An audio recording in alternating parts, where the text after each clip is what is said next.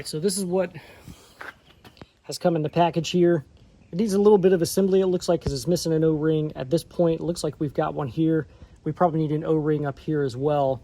Looks like there's a couple fittings on either side. I haven't looked at the instructions yet, but I'll take a glance at those real quick. So as I suspected, what we have here in the box is a couple of O-rings and some fittings.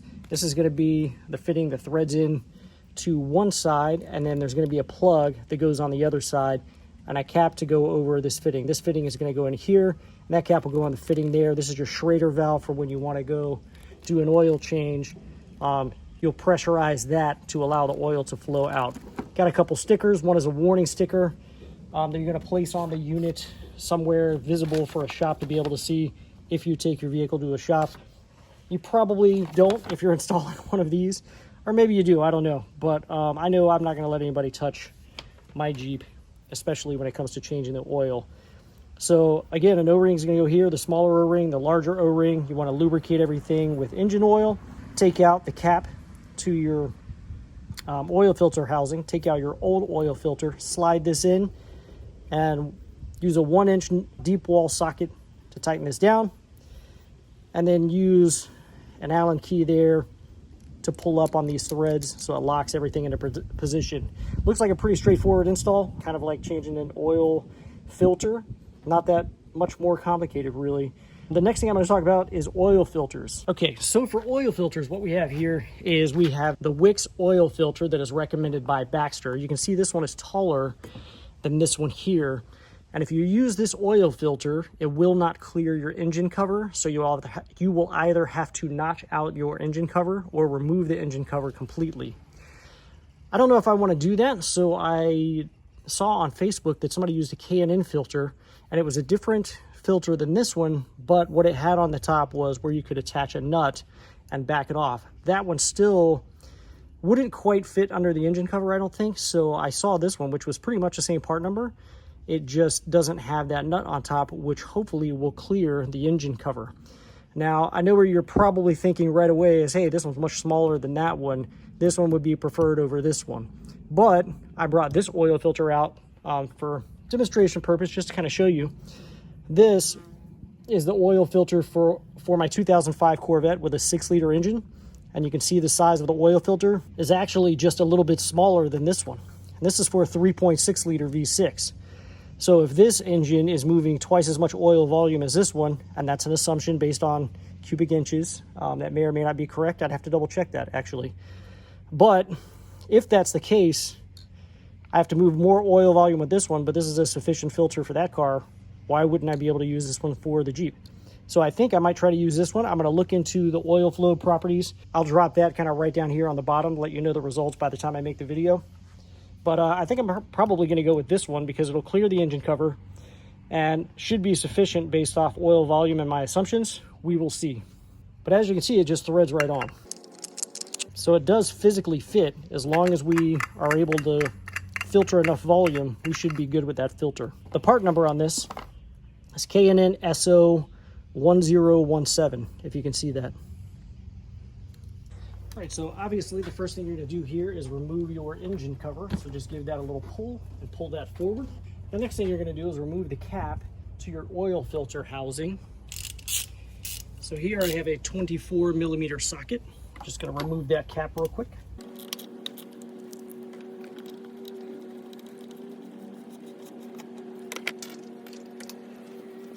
Of course, to pull this out, I'm going to have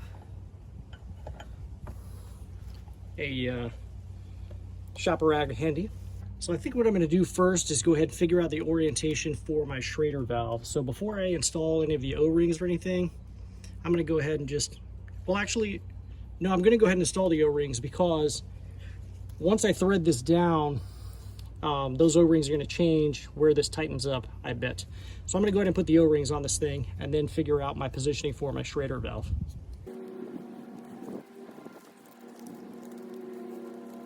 So there we go.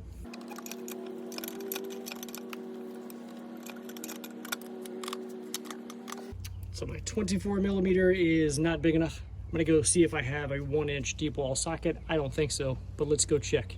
So I do not have a 1 inch deep wall, but what I do have is a 1 1/16 non-deep wall, but that seems to be sufficient. Just be aware that you're going to need that 1 inch socket. So I'm going to go ahead and thread this down, figure out my positioning for my Schrader valve. Okay, so the instructions say that once it's bottomed out,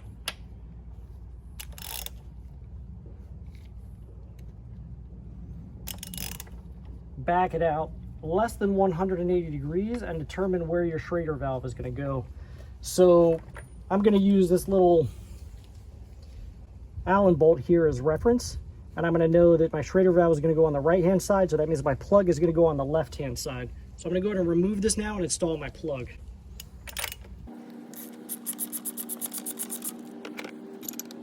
So it says to lubricate this before installing it, so I've got a bit of fresh engine oil right on my fingertip here. I'm just going to rub the threads in it. I'm going to install it into the unit in the proper location. Doesn't give a torque for this, so I'm just going to tighten it up until it's snug. No Hulk hands here or anything. Just going to get it snug to the point where I believe it's not going to leak. Now I'm going to lubricate all my O-rings really well and the mating surfaces here. That way nothing gets seized up.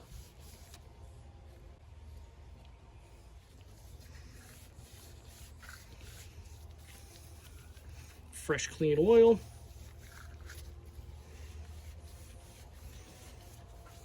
And we're going to go ahead and put this back in.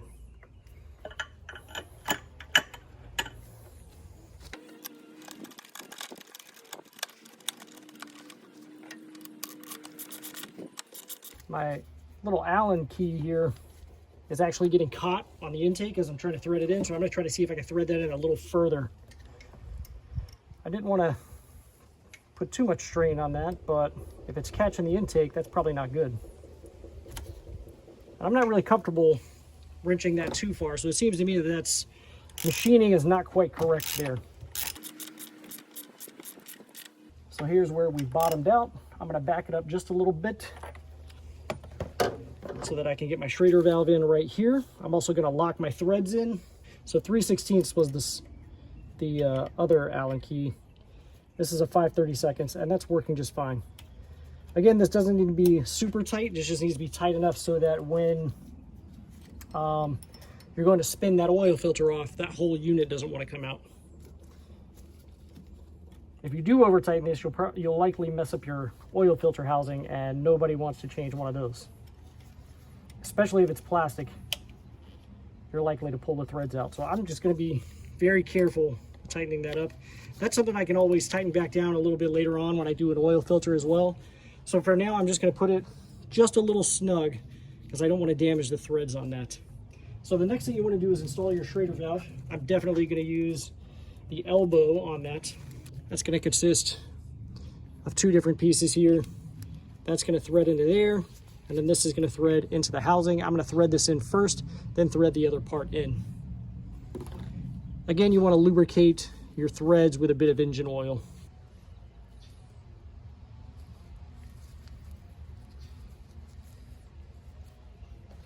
Okay, so where I have that positioned, it's hitting the top of where the alternator mounts. So I'm going to have to back that up just a little bit. So be aware you maybe not tighten your little Allen key there until you have your Schrader valve in.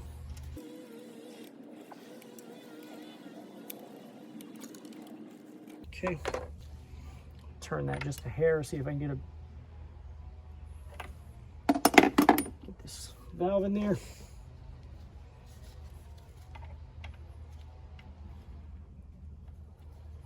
Yeah, that works when I backed it up, or when I tightened it just a little bit more to get it facing right by the alternator, and I'm able to thread it in.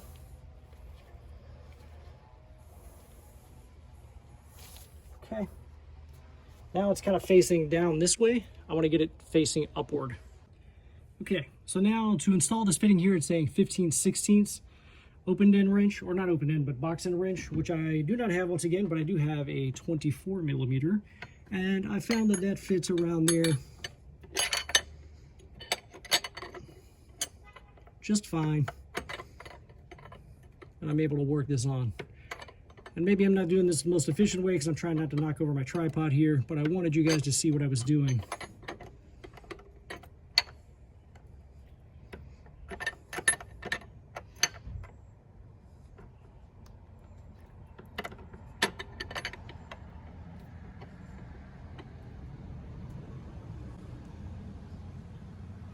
Okay, I think that's probably on there to a sufficient tightness. So I'm gonna go ahead and leave that alone because I am wrenching on there with the big long 24mm wrench.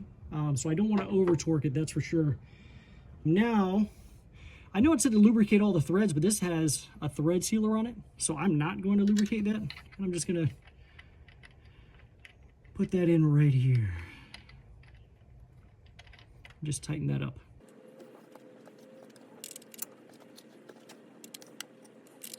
I'm using an 11mm here.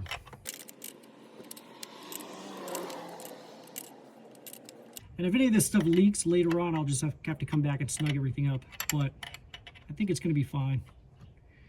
I seem to get everything sufficiently tight, so hopefully no leaks. Just monitor it over the next few days.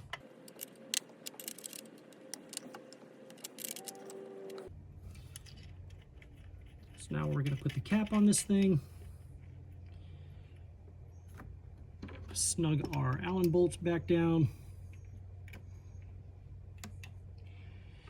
Now you're ready to install an oil filter. So from here, I think you get the hang of it.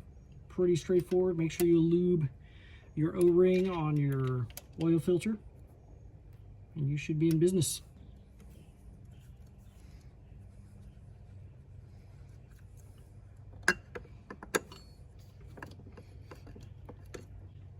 Ooh, that's a bit of a problem. Not sure how much of a problem that's going to be, but as you can see, this is kind of pinching this hose between the intake and the filter. So less than ideal for sure. Seems to be heat insulated right here, so that might be a bit of a problem. Let's see if I can get that to route above. We have to take my filter back off, actually.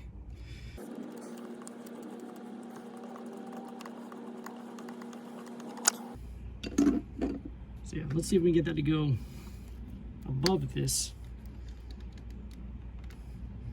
That is a hard line, so it's a bit difficult, but I'm going to try to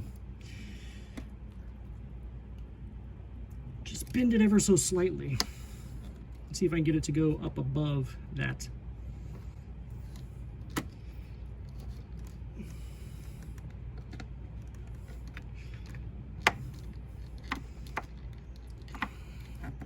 Okay, I think that'll work. That's better for sure. This other tube is still in the way a bit. This one is still slightly in the way, but I think we're okay with that one. Okay, so we're hand tied there.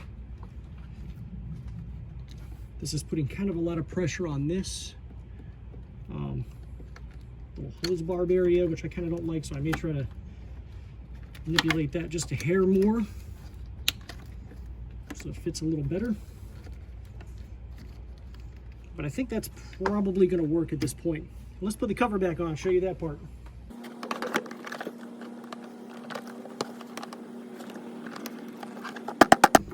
And there we go, cover back on. So there we have it, guys. The Baxter Performance Oil Filter Adapter kit installed. All right, YouTube, so here we are here the next morning. I finished this job about 11 o'clock, and I think it's around 9 o'clock, 9:30 this morning.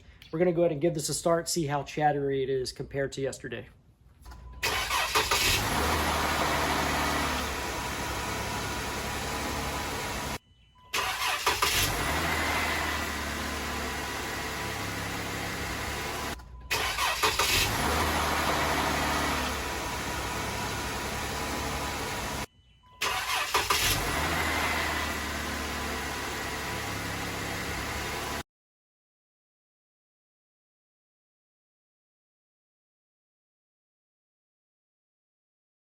Everyone, if you enjoyed today's video, I would invite you to go ahead and hit the subscribe button down below right there on the right-hand corner.